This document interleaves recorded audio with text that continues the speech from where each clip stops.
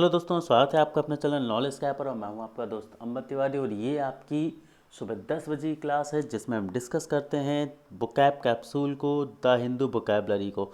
तो चलिए स्टार्ट करते हैं हम हमारे क्लास को। और ये जो बुकैबलरी सीरीज़ है ये हम यूपीएससी ईपीएफओ 2020 को ध्यान में लेकर चला रहे हैं, जिसमें हम आपको डेली 5 क्वेश्चन कराते हैं द हिंदू बुकैबलरी से, द हिंदू एडिटोरियल से। और हमारा लक्ष्य है कि यहाँ पर आपके लिए एक एग्ज़ाम तक एक काफ़ी अच्छा खासा जो है एक वर्ड बेस तैयार करा दिया जाए। तो चलिए स्टार्ट करते हैं। आज है 5 जून और 5 जून के द हिंदू वोकैबलरी के वर्ड्स को आज हम देखते हैं। तो हमारा आज का पहला वर्ड है वो है प्यूनिटिव। प्यूनिटिव एक एडजेक्टिव है और इसका मतलब होता है दंडात्मक तरीके से, मतलब किसी को पनिशमेंट देते हुए। यदि हम इसके सिनोनिम्स की बात करें तो इसके सिनोनिम्स होंगे हार्श, डिसिप्लिनरी, डिसिप्लिनरी, पेनल और प्यूनेटरी। वही हम इसके एंटोनिम्स की बात करें तो इसके एंटोनिम्स क्या होंगे? रिवॉर्डिंग, रिहैबिलिटिव, कंपनसेटरी या एक्विटिंग। ये जो होंगे ये इसके एंटोनिम्स होंगे। एंटोनिम्स दोस्तों इसके काफ़ी ज़्यादा इंपॉर्टेंट है, एग्जाम में पूछे जाने की इनकी पॉसिबिलिटी ज़्यादा है। तो आप याद रखेंगे प्यूनिटिव एक एडजेक्टिव है और इसका मतलब होता है दंडात्मक तरीके से। आगे हम बात करते हैं हमारे अगले वर्ड की तरफ। तो हमारा अगला वर्ड है इंसेसेंट। ये एक एडजेक्टिव और इसका मतलब होता है निरंतर, मतलब कंटिन्यूटी में यदि कोई चीज़ होती रहती तो उसके लिए हम इस वर्ड को यूज़ करते हैं इंसेसेंट। तो हमारा जो सिनोनिम इसके लिए होंगे कांस्टेंट, परपेचुअल। परपेचुअल हम सभी ने पढ़ा था, परपेचुअल एग्जिस्टेंस किसमें? अकाउंटिंग में, जिसका मतलब होता है जो चीज़ लगातार चलती रहे।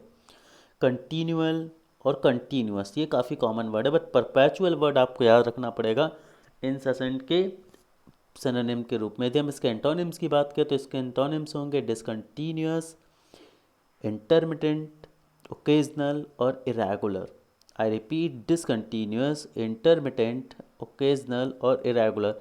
इंटरमिटेंट वर्ड को याद करके रखेंगे आप, ठीक है। इंटरमिटेंट वर्ड आपसे ज़रूर पूछा जा सकता है, काफ़ी अच्छा वर्ड है। और परपेचुअल वर्ड, तो परपेचुअल वर्ड सिनोनिम और इंटरमिटेंट उसका क्या है?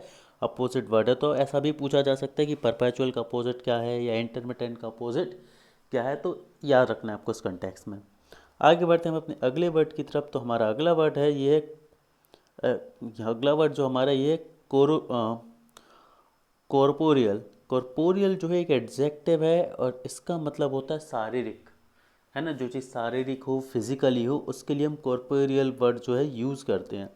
यदि इसके हम सिनोनिम्स की बात करें तो इसके सिनोनिम्स क्या होंगे? इसके सिनोनिम्स होंगे फिजिकल, मटेरियल, बॉडीली और टेंजिबल। बॉडीली और टेंजिबल। वही हम इसके एंटोनिम्स की बात करें तो इसके एंटोनिम्स होंगे spiritual, mental, intangible and incorporeal. चलिए दोस्तों आगे बढ़ते हैं हमारे अगले वर्ड की तरफ। हमारा अगला वर्ड है टॉर्मेंट। टॉर्मेंट एक नाउन है और इसका अर्थ होता है यातना, किसी को यातना या कष्ट देना टॉर्मेंट कहलाता है। तो टॉर्मेंट कहलाएगा किसी व्यक्ति को यातना या कष्ट देना। यदि हम इसके सिनोनिम्स की बात करें तो इसके सिनोनिम्स होंगे टॉर्चर, पेन, प्लेग और डिस्ट्रेस। वहीं हम इसके एंटोनिम्स की बात करें तो इसके एंटोनिम्स होंगे comfort, fun, dream and delight. तो दोस्तों यहाँ पर हमारे आज के 5 वर्ड जो हैं वो खत्म होते हैं। जल्दी से आइए एक बार रिवाइज कर लेते हैं। तो टोरमेंट एक नाउन है जिसका मतलब होता है यातना या उत्पीड़न करना। लाइनेज का मतलब होता है वंश। आज शायद हम लाइनेज वर्ड को दोस्तों मिस कर दिया था, तो लाइनेज वर्ड जो है उसका मतलब होता है वंश। यदि इसके सिनोनिम्स की बात करें तो इसके सिनोनिम्स होंगे डिसेंट, एंसेस्ट्री, लाइन और पेडिग्री। वही हम इसके एंटोनिम्स की बात करें तो इसके एंटोनिम्स होंगे प्रेडिसेसर, सक्सेसर का अपोजिट है ये, एक्सट्रिंक्शन, ऑफस्प्रिंग और एंटीसीडेंट।